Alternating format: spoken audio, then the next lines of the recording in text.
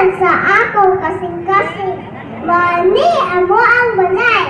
Usa ka walipayong pamilya, kay papa nahatigil sa panamalay, mama kahayag sa panamalay, o mga anak.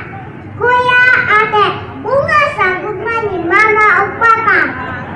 Ingon si Maya sa bigas of my heart, kapit, isip, para ang problema masulban.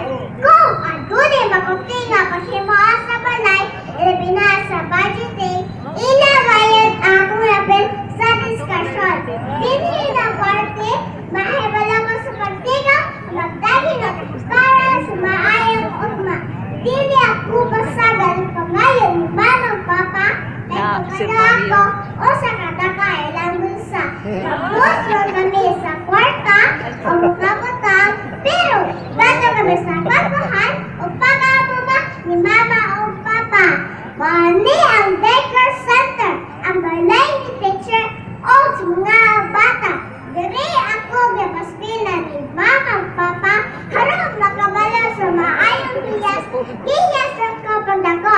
Ang bata prahan ako, kinahanglan muskrina sige. Haron, makabala sa bad or good. Haron, dili mapiso may garante. Kaya lugar sa bukyong katagiyunan nga dili mo kawa tunghatag sa uban. Manik si Bahan, sanay ni Papa Jesus o sa pare, kituluan ako ni Mama Papa, pag-ampo sa Ginoo. Ang bata prahan ako, kinahanglan, makabala mga che, makabala mahalok, nakuhat ang lotan. Kapalo na niya, kapalo na niya papa. All the way tas one given. The family that rests together stays forever. Maning hospital. Manay ni Dr. Observation sa sakit.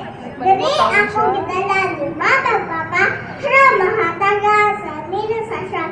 O maayang panglawas. Ang bata prahan ako kanahanglan. Limpyo sige maligo. Adlaw-adlaw. Malimpyo sa balay o palibot. Para dili masakit ang injeksyonan. Kahit adlaw sa balakang ng kabataan, kay kami ang bugtong kahayang sa singabot na kubtagot. Ang kalimod o badamlag nagsumay sa kalinhon sa among pagkatan. Pusa kamo mga haligin sa gobyerno. Namuhay ang sa inyong suporta.